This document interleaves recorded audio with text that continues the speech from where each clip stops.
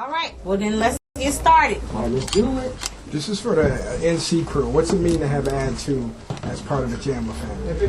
Just for us, man, to extend our brand. You know what I mean? Like I feel from my little brother days, I felt like one thing I learned was there's a representation of you, especially musically, what you listen to and what you like in every city. You know what I mean? Like there's somebody in every city that speaks your language. You know what I mean? So we just had to find, and we usually did that from the fan side, but we had to find somebody from the artist side.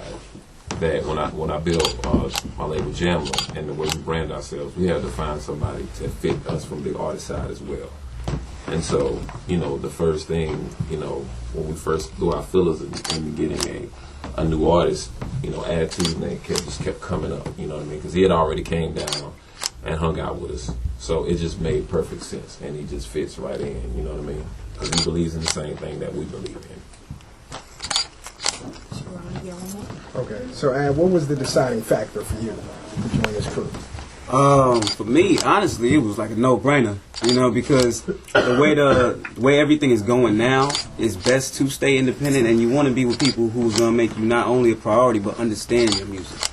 You know, anybody can get signed to any type of label. If I wanted to get signed, it could have been years ago. But the thing about it is, it's like, where are you going to go where they understand the type of music you make? They're not going to make you compromise your message. If anything, they're going to encourage you to do it more, you know, and get better. So it's like when I start thinking about those things, the only people who really showed me that type of love all the time, even when I was there, when I wasn't there, when I was on their tracks, when I wasn't on their tracks, was JAMLA. So, you know what I'm saying? And they didn't have to. It was even when, you know, you have a lot of momentum.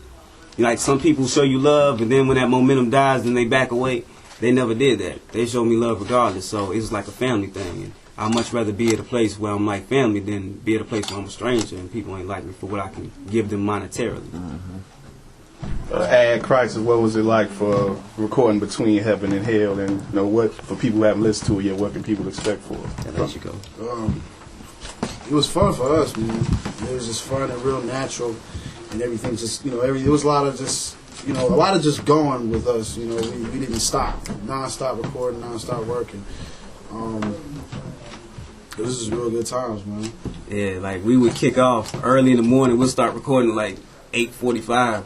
We wouldn't leave till like 3 in the morning. And, you know what I'm saying, we take little breaks in between, but it was like... This nigga won't take no bath. And look, man, it's like that, man. There's a lot of things, there's a lot of vital things you forget to do, like eat. Bath. Yeah. Zone out the lab. Yeah, man. Yeah, we was gone, man. It was a grind, It was at least, it was probably at least 5 of those days. We did them in like, we did the whole thing in 2 weeks, less than 2 weeks. And... yeah, there are going to be, when you're working like that, there are going to be days where you forget to eat, and you forget to go home, and you might forget to sleep, and you might forget to take a shower. So it's all of these, gonna get lost, all these things that you forget to do happen when you're working like that. I got one more comment. Y'all better go in. Y'all got y'all go. Yeah, Ninth, can you just give us some background about the Bears fanaticism, man? I've really enjoyed seeing your tweets about. You know what, man? Like day. everybody always asks me from being in North Carolina, being a Bears fan, and I always ask them, like, do you ask Dallas Cowboys fans that from North Carolina? You know what I mean? What people got to understand about North Carolinians, you know, I'm 38 years old, so for 20 years of my life, we didn't have a football team. You Right. know what I mean?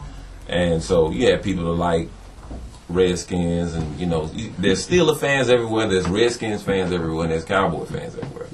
And, you know, growing up in North Carolina, man, the number one running back that everybody liked was Tony Dorsett. That was the one everybody loved, blah, blah. But I always wanted to be the different dude, you know what I mean? So my favorite running back and player was Walter Payton. That's right. And it just started from there, you know what I mean? Right. And I started liking him like 83, I was like 8, you know, and then luckily 2 years later we won, you know, the Super Bowl, you know. But I've been following ever since, man, since Neil Anderson, man, just everybody. You know what I mean? Every draft pick, Curtis Conway, every draft pick we got, man. You know what I mean? I've been a Bears fan, man, and you know that's what. And my boy played for Julius Peppers, from North Carolina. You know, I was happy he left the Panthers and came here, and you know, I'm a Bears fan, man. I've been a Bears fan. That's what's up. Yeah. Tonight, what does the evolution of production mean to you? From working on humongous machines to just being in the dorm room working on a laptop. Like, what does that mean to you, being one of the most legendary producers, period? Man, just hearing that for me is an honor, man. I never, in the wildest dreams, really, think all this would happen to me. You know what I mean? Because I never wanted to get in this for attention. You know what I'm saying? I just didn't want to do school anymore, although I'm back in education. And I just really wanted to make a living for myself and be my own boss. And in order to do that, you got to starve a little bit. You know what I mean? So, and now 12 years later, I'm sitting here, and people calling me a legend. Or like the Kendrick Lamars and the Mac Millers and the Chris and the Chance the Rappers are coming up to me calling me OG. That's something weird to hear. You know what I mean? I'm just humbled by it all, man. And just hopefully I can just continue to pass the torch on that was passed to me, because we're all servants to this culture. None of us, some of us act like we own it and act like we're bigger than the culture. No one's bigger than the culture, man. So I'm just really humbled by that. You know what I mean? I got one for ninth. Drew Soulquest, Culture. 5 minutes, by the way. Oh yeah, Drew Soulquest from Culture73.com. Ninth, first of all, I want to tell you, Chillin' Circuit, Wonder Years, stays in my rotation. Just to let you know. The listener okay. too. Thank you. Oh yeah, definitely. Another thing, I got 2 questions real quick. First of all, who's your favorite rapper? Second part question, name one quick thing you wish you could change about hip hop. Favorite rapper. I believe in objectivity. So I know there's a such thing as, and I believe in standards. So there's the best rapper and favorite. That's 2 different things for me. Some people can't decipher between the difference. Exactly. My favorite rapper of all time, if he just the only person had to rap ever left would be Mos Def. That would be my favorite. Okay. He was the first rapper to actually, I listened to lyrics, but he was the first rapper that actually made me just dissect everything that he said. You know what I mean? Okay. And so Mos is it. One thing I can change about hip hop, man, just the fact that it just needs some standards, man, because everybody can't do this. You know what I mean? And that's the only thing about it. But I am happy that kids get a chance to do things. It may be a kid that can't rap and make beats, but if that's gonna save his life and get him out the street, and he can make an honest dollar, right, and probably change his life, then so be it, man. But as far as the craft is concerned, everybody don't know the craft, man. Yeah, definitely. This is the craft, right, and everybody don't know it. So that's how I go. I have a question for Ed. I just want to know, for TessaDay.com, what advice would you give to young people who are looking to follow their dreams? And also, I want you to elaborate on you not compromising your creativity for who you are. I'd always say, man, when it comes down to doing anything that's worth doing, it's gonna take time and it's gonna take effort. You may not get it tomorrow. You may not even do everything right and then expect to get the results. Sometimes that equation don't equal out, but you can't quit.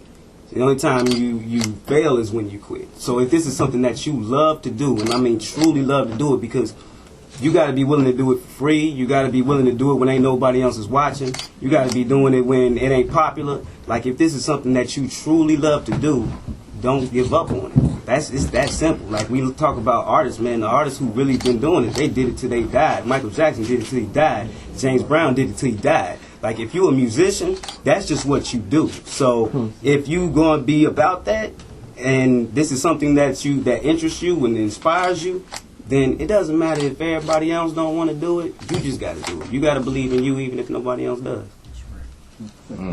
Question for ninth, David Evans, Regal Radio.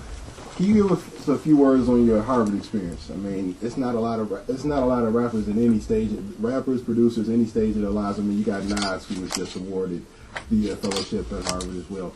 There's not many people who made that have transcended to that level. How would you characterize it? Well, just to clarify, Nas wasn't awarded the fellowship. The fellowship is named after Nas. Named after him, right? Right.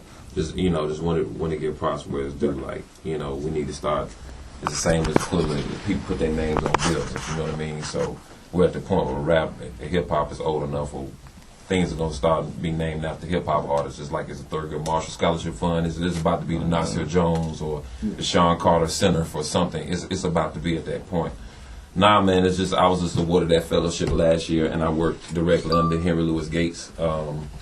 You know, I had to do it's a dual role. I had to teach, and I also had to do a colloquium or a research project and present it in front of Skip Gates, and called "These Are the Breaks," and it just talks about the connection between the generations through the use of vinyl sampling and exploration. And every song that we listen to in hip hop, especially if it has a sample in it, contains about 10 or 15 pieces of information per song. Not just a rapper and a beat. It's the rapper, where the rapper's from, the beat, got the sample in it, who was the sample, what record label is it on, how many people was the instrumentation, all of that stuff. You know what I mean? What kind of beat machine was used, what kind of technology was used in it, all in one song. You can write a paper just on one song. And so that's I had explained that and how it connects us to older generations, which we didn't know how they did it. You know, at first just listening to a song and you listening to one song and it's really Bobby Bland, you know what I mean? And so I had to explain that and just break that down in a colloquium and present it in front of Skip Gates. That's what it was. For Rhapsody, what are your views on just female rappers, period? Like, with you being one of the tightest female rappers that's coming out right now, what are your views on other female rappers that are coming out right now? Y'all always get the cool questions. I get the female questions all the time. I had a better one, but time it's cool. You know, it's good to see, you know, a bunch of different females coming up that are, you know, all different. You know, like Ash from Chicago and TDE's from Cali, and they represent their area. Like, we need balance all across the board. We need females. We just need dope MCs that are from everywhere, whether you're female or not. We just need dope MCs, and a lot of these, you know, girls that are coming up are dope. Asia Sparks sent me a video the other day that is dope. Let me think. Nitty Scott is making dope stuff. You know, so, you know, I just celebrate them all. Like, with me, you know, it's good to see more females in it, but at the end of the day, it's just about being dope. So that's just how I look at it. Translation: do not call her a female rapper. She's a rapper. If you don't call, and it's no offense to you, bro. I'm just saying, period. If you don't call a male rapper a male MC, then don't call a female rapper a female rapper. She's a, you know, that's why we named the project She Got Gang, because we wanted to show and prove that she can rap with any nigga walking, and that's what it is. So that's what she really want to say, but she nice. I'm not. I just knew that was the question I was going to get out of all questions. I was waiting for it. But no offense, again. How'd you actually get Jay Elect to record a verse on your joint? Did you run into him in the hedge maze or something? That's a good question. That's Wow. I met Jay Elect for the first time back in, when was it? Like, when we went to Atlanta for the Outkast show. 09 or something? Yeah, 2010? something like that. I met him for the first time then, and I gave him Return of the B-Girl, I think. So it was 2010. And, you know, just through the years, like, you know, I'd hit him up every now and then on Twitter. He never responds, so I was like, he ain't feeling it. But him and Ninth had been real good friends, so Ninth just hit him up one day, and he was like, you know, yo, she's working on this project. She really wants to work with you. And he was like, I'm a fan, so yeah, I'm down to do it. And that's just what it was. So he was in London working on the project, but, you know, him and Ninth emailed back and forth. So that's how he got on the project. That joint was cold. All right. I have a quick question for Nat.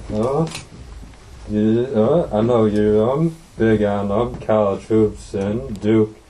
Jabari Parker, what we need to talk about? Yeah. What's your question? I'm sorry. Y'all got I got excited. No, that actually was part of what I was going to ask. Jabari came down during his recruitment visit to Duke, and one of the first things he wanted to do, man, is visit my studio.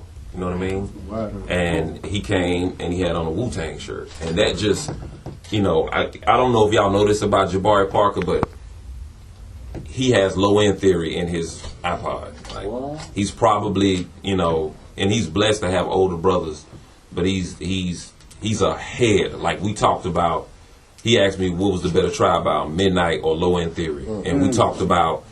He was like, you know, he hadn't heard Mecca and the Soul Brother, but he had Main Ingredient. Like, this is an 18-year-old kid we talking about. So, you know, he's well versed on his music. But past that, he's a humble kid. You know what I mean? And so, you know, him coming to Duke, man, you know, I'm ecstatic since I teach there too. I'm ecstatic. I'm great friends with Jeff Cable, the assistant coach. And then we just got Jaleel, so it's like a pipeline just coming in, you know what I mean? And so I hope he stays. You know what I mean? I hope he stays. But if he goes, you know, if he goes next year, it is what it is. But he's an immense talent, man. He's you know, people call him best freshman. He's one of the best players in the nation right now. You know what I mean?